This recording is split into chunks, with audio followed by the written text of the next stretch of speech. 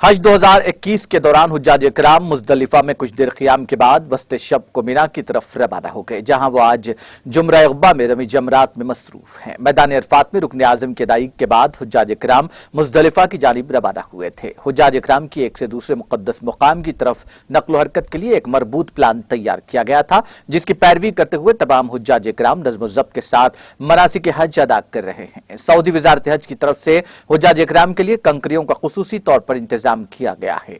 उन्हें प्लास्टिक की थैलियों में पैक कंकरियां पेश की गई हैं और सेहत के प्रोटोकॉल के तहत कंकरियों को भी जरासीम से पाक बनाया गया है। जुमरा उक़बा, जिसे जुमरा कुबरा भी कहा जाता है, में हुज्जाज इकराम एहराम की हालत में रमी करते हैं। इसके बाद कुर्बानी देते हैं और एहराम उतारते हैं और बाल कटवाते हैं।